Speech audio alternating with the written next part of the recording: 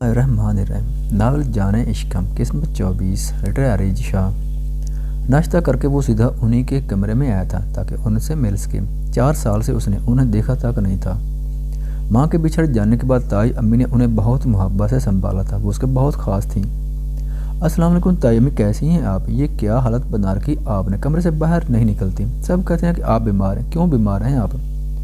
شنور ان کے پاس بیٹھتے ہوئے سوال کرنے لگا۔ وعلیکم السلام، کیسی ہو میری جان؟ ہم سب نے تمہیں بہت یاد کیا، 4 سال بہت ستایا ہے تم نے، ہم سب کو بہت آنسو بہہ گئے ہیں تمہارے لیے۔ اس حویلی میں سب نے تمہیں منانے کی کوشش کی لیکن تم لوٹ کر نہیں آئے، اتنے کیوں روٹھ گئے تھے؟ اس کے سلام کا جواب دیتے ہوئے اس کا مضبوط ہاتھ اپنی کمزور سی ہتھیلی میں تھام چکی تھی۔ جتنی باتیں تھیں جو اس سے کرنی تھی، اسے بچھڑے ہوئے بھی تو زمانہ ہو چکا تھا، اور اسے بچھڑے ہوئے بھی جس کو انہوں نے خود اپنی کوکھ سے جنم دیا تھا۔ انہوں نے کبھی اپنے بچوں میں اور ان بچوں میں فرق نہیں کیا تھا، وہ سب کو بہت چاہتی تھی، یہ سب ان کے لیے عزیز تھے۔ لیکن بیٹا کیا بچھڑا، وہ جیسے سب سے کٹ کر رہ گئی تھی۔ مکرش اپنی زندگی میں ایسا مصروف ہوا کہ اس کے پاس اتنا وقت ہی نہ بچا، لیکن یہ بھی حقیقت تھی کہ وہ جب بھی واپس آتا گھنٹوں ان کے پاس بیٹھا رہتا تھا۔ 4 سال پہلے اس حویلی میں ان کی حکومت تھی، وہ جو چاہتی تھی اس حویلی میں وہی ہوتا تھا۔ اس حویلی کا بچہ بچہ ان کے حکم کا غلام تھا، لیکن 4 سال پہلے ان کے بیٹے نے انہیں ایسی ذلت سے نوازا تھا کہ وہ ہر چیز سے کٹ کر رہ گئی۔ گھر والوں سے نظر ملاتے ہوئے انہیں شرمندگی ہونے لگی تھی، وہ کسی کے سامنے بات نہیں کر پاتی تھی۔ ان کے بیٹے نے انہیں کہیں کا نہیں چھوڑا تھا، مکرم نے ان کا مان توڑا تھا، لیکن پھر بھی تھا تو وہ ان کا بیٹا ہی۔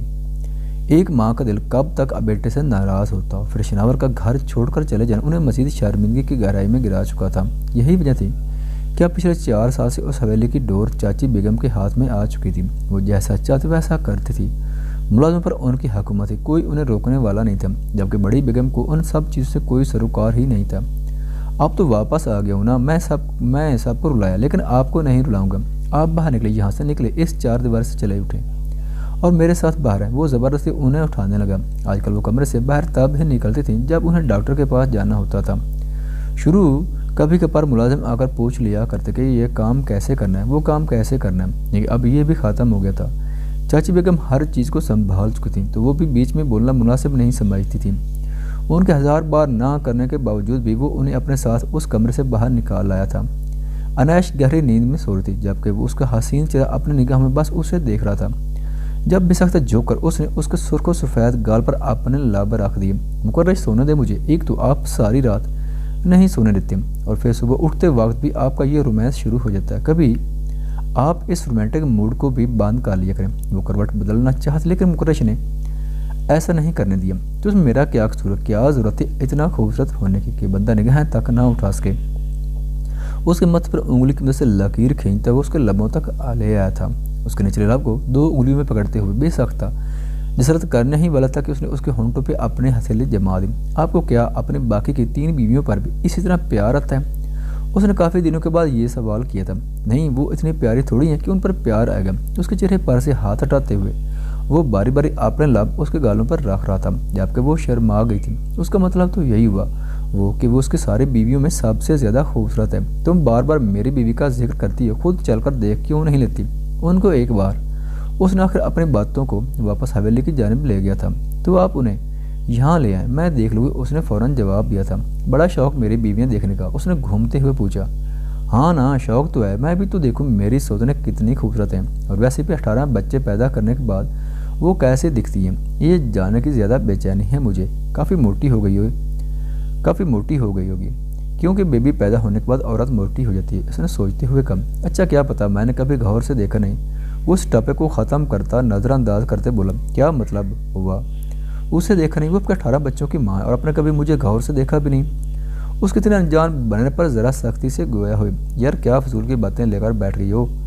یا میں پیار کر رہا ہوں اور تمہارا یہ بیویوں والا ٹاپک ختم نہیں ہو رہا؟ ادھر آؤ میرے پاس، فی الحال میرا موڈ نہیں ہے یہ ساری باتیں کرنے کا، فی الحال میرا پیار کرنے کا موڈ ہے، تو مجھے ڈسٹرب مت کرو۔ اس کا چہرہ اپنے ہاتھوں کے پیالوں میں لیتے ہوئے اس کے لبوں پر اپنی بے قراریوں کی داستان لکھنے لگا۔ آپ کا موڈ کبھی ہوتا بھی ہے کسی اور بات کی طرف، ہر وقت رومانٹک موڈ رہتا ہے آپ کا۔ وہ شرماتے ہوئے اس سے دور ہونے کی ناکام کوشش کرنے لگی۔ نہیں، میرا یہی موڈ ہوتا ہے، اب تنگ مت کرو۔ وہ ایک بار پھر سے اسے کھینچ کر اپنے قریب کر چکا تھا۔ ہزار کوشش کے باوجود بھی اس کی باہوں سے جب آزاد نہ ہو سکی تو مجبور ہو کر خود بھی اس کی شدتوں کو محسوس کرتے ہوئے اپنی آنکھیں بند کر گئی، کیونکہ وہ جانتی تھی اس کے سامنے اس کی تمام تر مزاحمتیں بیکار ہیں۔ یہاں بیٹھے آپ۔ وہ انہیں باہر لان میں لے کر آیا اور کرسی رکھ کر انہیں سامنے بٹھاتے ہوئے خود زمین پر بیٹھ گیا تھا۔ وہ بہت محبت سے دیکھ رہی تھی۔ اتنے سالوں میں اس کے انداز میں رتی برابر فرق نہیں آیا تھا۔ وہ آج بھی ویسا ہی تھا، محبت کرنے والا، عزت کرنے والا۔ یہ الگ بات ہے کہ وہ محبت اور عزت صرف اس انسان کو دیتا تھا جو اس کے لائق ہوتے تھے۔ انہیں کمرے سے باہر نکلتے ہوئے سب نے دیکھا تھا، لیکن وہ بنا کسی کو مخاطب کیے اس کے ساتھ چلتے باہر آ گئی تھی۔ بہت دنوں کے بعد وہ اس کھلی فضا میں سانس لے رہی تھی۔ ان ہواؤں کو، اس موسم کو تو مکمل نظر انداز کر چکی تھی۔ اب مجھے بتائیے کہ آپ کیا چاہتی ہیں؟ آپ جو چاہتی ہیں ویسا ہی ہوگا، میں وہی کروں گا جو آپ کی مرضی ہوگی۔ مجھے بس ایک بار بتائیں تو صحیح، آپ نے اپنی یہ حالت کیوں بنا رکھی ہے؟ کیوں خود کو اتنا بیمار کر دیا آپ نے؟ وہ ان کے گھٹنوں پر ہاتھ رکھے ان سے پوچھ رہا تھا۔ بہت دنوں کے بعد کوئی ایسا شخص ملا تھا جو ان سے ان کی مرضی جاننے کے لیے بے چین تھا۔ شناور، میں تم سے بہت بڑی چیز مانگنے جا رہی ہوں۔ میں جانتی ہوں تمہارے لیے یہ آسان نہیں ہوگا، لیکن ایک ماں کی فریاد سمجھ کر اسے قبول کر لینا۔ مکرم کو واپس اس گھر میں لے آؤ، میں نہیں رہ سکتی اپنے بیٹے کے بنا۔ شناور، میرے دل میں یہ ڈر لگا رہتا ہے، نہ جانے میرا بیٹا کس سال میں ہوگا۔ میں بس ان 4 سالوں میں ایک بار مجھ سے ملنے کے لیے اور سب نے اس سے چہرہ پھیر لیا، کسی نے اس کی طرف دیکھا تک نہیں۔ میں جانتی ہوں اس کی غلطی معمولی نہیں ہے، اس نے بہت بڑی غلطی کی بلکہ گناہ کیا ہے، لیکن اسے ایک موقع تو دیا جائے۔ انسان محبت میں ہر حد پار کر جاتا ہے۔ مکرم بھی اپنے ہاتھ محبت کے ہاتھوں مجبور ہو گیا تھا۔ اس وقت اسے کچھ بھی سمجھ نہ ہے۔ وہ صحیح غلط کی پہچان کھو چکا تھا، لیکن وہ اپنی غلطی پر شرمندہ ہے۔ وہ جانتا ہے اس نے جو کیا وہ بہت غلط تھا۔ میں جانتی ہوں اسے معاف کرنے کا حوصلہ تم خود میں پیدا نہیں کر پا رہے، لیکن ایک بار سمجھنے کی کوشش کرو۔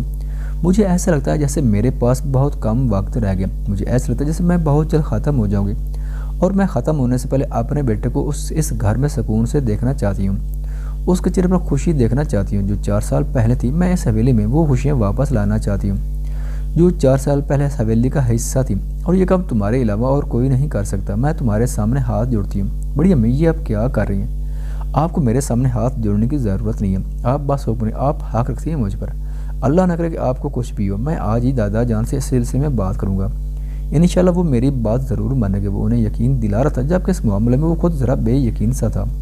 شاہ جی، آپ کا دماغ تو خراب نہیں ہو گیا؟ مجھے نہیں چاہیے فون میں کال، میں آپ سے چھپ کر باتیں نہیں کر سکتی ہوں۔ وہ اسے سمجھانے کی کوشش کر، لیکن زراور بالکل سمجھنا ہی نہیں چاہتا تھا۔ وہ اس سے رابطہ کرنا چاہتا تھا، بلکہ ہر وقت اس کے رابطے میں رہنا چاہتا تھا۔ اب وہ اس کے لیے موبائل فون لے کر آیا تھا کہ وہ جب چاہے اس سے بات کر سکے، لیکن اس کے منہ پر تو ایسی نہ چپکی ہوئی تھی کہ وہ ہاں میں بدل ہی نہیں رہی تھی، لیکن وہ بھی ہار ماننے والوں میں سے بالکل بھی نہیں تھا۔ آخرکار اس نے اسے فون لینے پر زبردستی منا لیا تھا، اور اس وقت وہ اپنے کمرے میں دروازہ بند کر کے بیڈ پر پڑی اس فون کے فنکشن کو سمجھنے کی کوشش کرتی، جب اچانک کال آنے لگی۔ وہ تو شکر ہے کہ وہ سائلنٹ پر تھا۔ ذراور نے ایسی کوئی غلطی نہیں کی تھی جس سے اسے کوئی نقصان ہو۔ شاہ جی، آپ نے ڈرا دیا مجھے، اگر کسی کو پتہ چل جائے تو میں تو اس مصیبت کو صبح سے چھپا کر تھک چکی ہوں، اور آپ ہیں کہ فون کان سے لگائے بے حد کم آواز میں بات کر رہی تھی، جبکہ دوسری طرف زراور کے چہرے پر زندگی سے بھرپور مسکراہٹ تھی۔ فضول میں ڈرتی ہو تم، بوائے فرینڈ سے نہیں شوہر سے بات کر رہی ہے، تھوڑا حوصلہ پیدا کرو، پھر پکڑے گی تو میں ہوں نا۔ وہ ہی سے ہمت دے رہا تھا۔ کیمرہ آن کرو، اس نے دوسرا حکم جاری کیا، جبکہ ویڈیو کال پر ایک بار پھر سے پریشان ہو گئی تھی۔ وہ اسے ویڈیو کال کیوں کر رہا تھا؟ شاہ جی، میں آپ سے اس طرح بات نہیں کر سکتی، پلیز مجھ سمجھنے کی کوشش کریں، وہ سمجھانے والے انداز میں کہہ رہی تھی۔ اس کے ڈر کو وہ بہت اچھے طریقے سے سمجھ رہا تھا، لیکن دل کے ہاتھوں مجبور تھا۔ ارے یار، تم اتنا کیوں ڈرتی ہو؟ ویڈیو کال ایکسیپٹ کرو، میں تمہیں دیکھنا چاہتا ہوں، تم سے روبرو باتیں کرنا چاہتا ہوں۔ وہ اس کی ہمت باندھتے ہوئے بولا، صبح دیکھا نہیں تھا اور روبرو باتیں بھی تو کی تھیں، اب کوئی ضرورت نہیں ہے۔ وہ انکار کرتے ہوئے بولی، ٹھیک ہے، اگر کوئی ضرورت نہیں ہے تو بات کرنے بھی کیا ضرورت ہے؟ وہ غصے سے کہتا فون بند کر چکا تھا کہ اس کی ناراضگی پر اس کا دل بے ترتیب ہونے لگا تھا۔ وہ اتنی سی بات پر اس سے خفا ہو گیا تھا، اس کی ناراضگی نے اسے بے حد بے چین کر دیا تھا۔ اگلے ہی لمحے اس نے خود ہی ویڈیو کال کر رہی تھی۔ اس کے منانے کے انداز الگ تھے، اور زراور تو اس کی ہر ادا پر جان نثار کرنے کو تیار بیٹھا تھا۔ اگلے ہی لمحے وہ ساری ناراضگی بلائے طاق رکھتا اس کی کال اٹینڈ کر چکا تھا، اور پھر نہ رکنے والا باتوں کا سلسلہ شروع ہو گیا۔ وہ اسے اپنے دل کی بے قراریاں سناتا رہا، اور وہ خاموشی سے سر جھکائے اس کی باتوں کو سنتی رہی۔ اس وقت وہ چھت پر بالکل اکیلا بیٹھا ہوا تھا، کیونکہ اس کے کمرے پر تو شناور نے قبضہ کیا ہوا تھا۔ وہ اس کے کمرے کو چھوڑنے کے لیے کسی طریقے سے تیار نہیں تھا، اور اسے فون لے کر دینے کا عمل یہ بھی اس نے نہیں دیا تھا جس پر اس نے فوراً عمل کیا تھا۔ آنکھ کھلے تو انیش اسے کہیں نظر نہیں آتی، وہ اٹھ باہر ہے تو وہاں بھی انیش اسے कहीं नज़र न आए। बाहर जाने का तो सवाल ही पैदा नहीं होता था। वो अंदाज़ा लगा चुका था कि यकीनन वो छत की तरफ गई होगी। इस वक्त बहुत ज़्यादा बारिश हो रही थी। पिछले कुछ दिनों से मौसम काफ़ी खुशगवार था, अक्सर बारिशें होती रहती थी। वो छत पर पहुंचा तो सामने वो दोनों हाथ बारिश में फैलाए इस वक्त पूरी तरह से भीगी हुई थी और उसे यूं देखकर उसके दिल में नन्ही सी ख्वाहिश मचलने लगी। उसने एक लम्हा लगाया था उसके सर पर पहुंचने के लिए और फिर अगले ही लम्हे वो उसे अपने बाजू में भरता वो गोल गोल घुमाने लगा, जबकि वो खिलखिलाती हुई और भी ज़्यादा बारिश को एंजॉय करने लगी थी। उसे ज़मीन पर लाते हुए उसका रुख अपनी तरफ करता मुकर्रश उसकी कमर में हाथ डालकर उसे अपने करीब खींच चुका था। आपको पता है मुझे बारिश बहुत ज़्यादा पसंद है और मैं बारिश को हमेशा ऐसे ही एंजॉय करती हूँ और अब से हम दोनों क्या करेंगे। वो बड़ी एक्साइटेड थी, उसकी गर्दन में बाहें डालते हुए बोली थी, जबकि उसके नकूश को अपने लबों से छू रहा था। और तुम्हें पता है कि मुझे बारिश कभी भी पसंद नहीं रही। आज तक मैंने कभी बारिश में भीगने की गलती नहीं की। मुझे बारिश कभी अच्छी नहीं लगती, लेकिन आज से ये मुझे अच्छी लगने लगी क्योंकि अब से तुम इस बारिश में मेरा साथ दिया करोगी तो फिर ये हम दोनों के लिए स्पेशल हो जाया करेगी। वो आज ज़िंदगी में पहली बार बारिश को इस तरह से एंजॉय कर रहा था, वरना उसे बारिश में भीगने से सख्त चिढ़ थी। अगर गलती से कभी भीग जाता तो फिर ऐसा बीमार पड़ता कि आसानी से उसे आराम नहीं मिलता था। लेकिन इस वक्त वो हर चीज़ भुलाए अपनी मतह जान को अपनी बाहों में कैद किए हुए था। और फिर कितने ही लम्हात गुजर गए, वो दोनों एक दूसरे की बाहों में इस तरह ये मौसम एंजॉय करते रहे। आज से पहले ये बारिश उसे कभी इतनी हसीन नहीं लगी थी, लेकिन आज उसके साथ उसकी ज़िंदगी थी और वो अपनी ज़िंदगी को भरपूर तरीके से एंजॉय कर रहा था, जबकि उसकी खिलखिलाहटें उसका दिल धड़का रही थी। उसके अंदर एक सुकून था, वो उसके साथ बेहद खुश थी। एक कप चाय बना कर दो मुझे। वो किचन में कुर्सी घसीट कर बैठ गया और वो जो बड़े मज़े से खाना खा रही थी उसे देखकर हैरान रह गई थी। उसने वो हाथ की मदद से अपनी जानिब इशारा किया था। मेरा नहीं ख्याल कि यहाँ तुम्हारे अलावा कोई और मौजूद है। वो कंधे उचकाकर बोला था। उसने सर से पैर तक उसे देखा था। उसकी नज़रों में हैरानगी ही हैरानगी थी। उसने झुककर उसके कदमों की तरफ देखा और फिर गहरा सांस लेकर सीधी हुई। उफ ड्राइवर भाई, ये आप हैं? मुझे लगा वो हैं। आपको पता है मैं अच्छी चाय नहीं बनाती, फिर भी अगर आप मेरे हाथ की चाय पीना चाहते तो मैं बना देती हूँ। वो एहसान करने वाले अंदाज में बोली थी। लड़की, एक तो मुझे भाई मत कर करो, मैं तुम्हारा भाई नहीं हूँ, लेकिन तुम्हारी गलतफहमी को समझ रहा हूँ। दूसरा, जूते में ड्राइवर के पहने हैं और तीसरा, 4 साल से इस घर में रह रही हो, तुम्हें अभी तक चाय बनानी नहीं आई? वो रिलैक्स अंदाज में कुर्सी के साथ टेक लगाकर उससे पूछ रहा था, जबकि वो अभी तक बैठी नाश्ता करती नवाला जैसे उसके हालत में फंस गया था। उसकी फांसी पर वो बिना कुछ बोले बस उसे घूरता रहा। कितनी देर पानी के लिए हाथ टेबल पर मारती, लेकिन वो पुरस्कून सा उसे देख रहा था। आखिरकार उसके हाथ पानी का गिलास लगा तो उसने लम्हे में उसे लबों से लगाते हुए एक ही सांस में पी लिया, जबकि वो अब तक उसे घूरे जा रहा था। हो गया कन्फर्म, अब निकल आओ शौक से बाहर, चाय बनाकर दो मुझे, सर दर्द कर है मेरा। उसकी आंखों में मोटे मोटे आंसू देखकर उसने फिर से बड़े रिलैक्स अंदाज में कहा था, मुझे नहीं आती चाय बनानी, जिसे पीनी है वो खुद बनाकर पी ले, और वैसे भी इस घर में बहुत सारे मुलाजिम, कोई भी चाय बनाकर देगी। उसके सर और अकड़ा अंदाज पर वो भी बिना लिहाज के बोली थी, बीवी तुम हो, कोई और नहीं, और वैसे भी मेरे सामने सारे काम करना तुम पर फर्ज है। चलो जल्दी उठो और चाय बनाओ। मुझे इस बात से फ़र्क नहीं पड़ता कि तुम्हें चाय बनाना आता है या नहीं। चलो अब वक्त बर्बाद मत करो। बीवी नहीं, सिर्फ मनकुआ हो, और वो भी अनकरीब में ही रहोगी।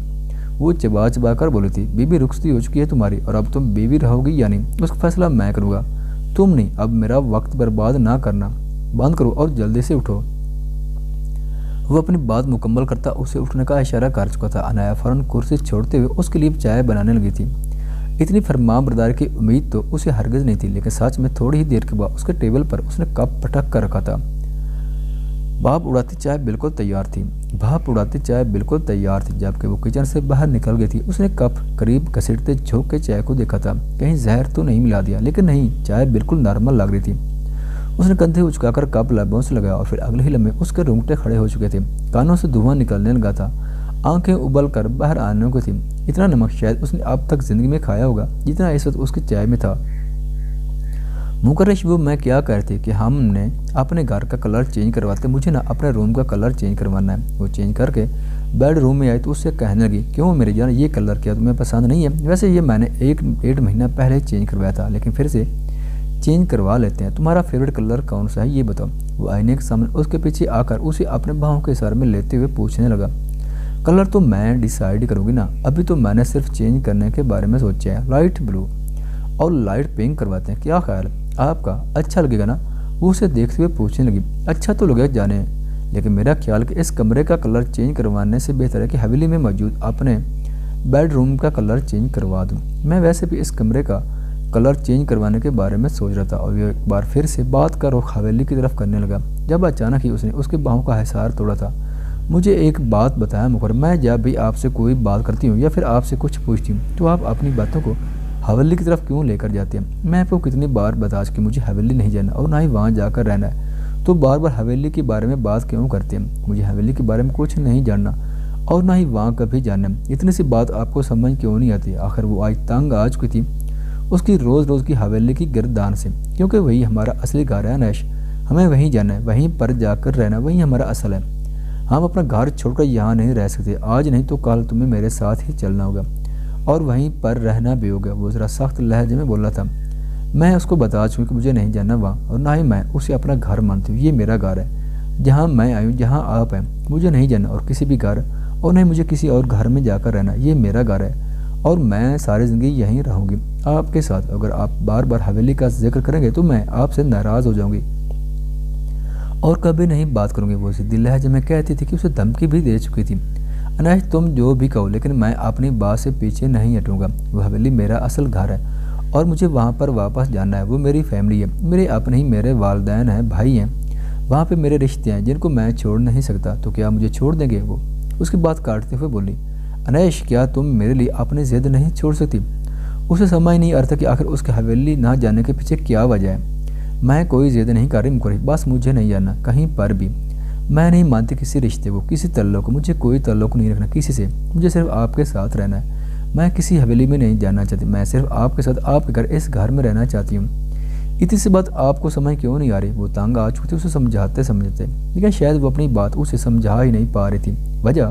وہ ہاتھ سینے پر باندھے براہ راست اس کی آنکھوں میں جھانکتے ہوئے سوال کرنے لگا۔ وجہ بس اتنی ہے کہ مجھے آپ کے علاوہ اور کوئی نہیں چاہیے، میں اور کسی سے نہیں ملنا چاہتی، نہ تو میرے ماں باپ ہیں اور نہ ہی اور کوئی رشتہ دار، صرف ایک چور ہے جو مجھ سے بے انتہا محبت کرتے ہیں۔ اس کی محبت کے علاوہ مجھے اور کچھ نہیں چاہیے۔ وہ اچانک ہی اس کے قریب آتے ہوئے اس کے سینے پہ باندھے بازوؤں کو کھولتی اس کے سینے سے لگ چکی تھی۔ انیش یہ کوئی وجہ نہیں میری جان، وہ گھر ہے، تمہارے دادا جان، وہاں تمہارے تایا تائی کزنز، بہت سارے رشتے ہیں وہاں۔ انیش ایک بار ان رشتوں کو سمجھنے کی کوشش کرو، وہ سب لوگ تمہارے لیے تڑپتے ہیں، بہت دعائیں مانگی ہیں ان سب نے تمہارے لیے۔ تم بس ایک بار میرے ساتھ چلو تو صحیح، وہاں تم خود مجبور ہو جاؤ گے، تمہارا کبھی وہاں سے واپس آنے کا دل نہیں چاہے گا۔ ایک بار ان سب رشتوں کو اپنے دل میں تھوڑی سی جگہ دے دو، دیکھنا تمہارا دل بدل جائے گا۔ بس ایک بار میری بات مان کر میرے ساتھ چلو تو صحیح۔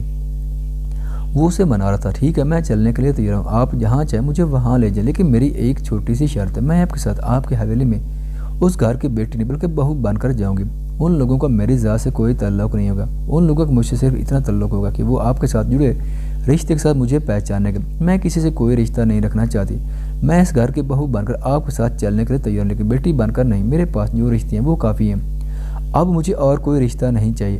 پتہ نہیں کیا کیا بولتی اس کی یہ باتیں کم از کم مقرر شاہ کی سمجھ سے باہر تھی۔ کیا مطلب ہے تمہارا؟ تو اس گھر کی بیٹی ہو، کیوں تم اس گھر میں بیوہ بہو بن کر جاؤ گے؟ تم میری بیوی کی حیثیت سے بلکہ اس گھر میں ان کے بیٹی کی بیٹی بن کر جاؤ گی۔ تم کیوں نہیں سمجھ رہی انیش؟ تم اس گھر کے واحد بیٹی، تمہارے لیے ہر کوئی بہن پھیلائے انتظار کر رہا ہے، تمہاری منتظر ہے وہ آنکھیں۔ وہ لوگ تمہیں میری بیوی کے روپ میں نہیں اپنی بیٹی کے روپ میں دیکھنا چاہتی ہیں۔ اس کا چہرہ اپنے ہاتھ میں تھامے وہ اسے سمجھانے کی ایک اور کوشش کرنے لگا، لیکن میں کسی سے تعلق نہیں رکھنا چاہتی، میرا تعلق صرف آپ کے ساتھ ہے۔ آپ سے جڑے رشتوں کو نبھانے کے لیے تیار ہوں، لیکن خود سے میں کسی کا تعلق اب نہیں بننے دوں گی۔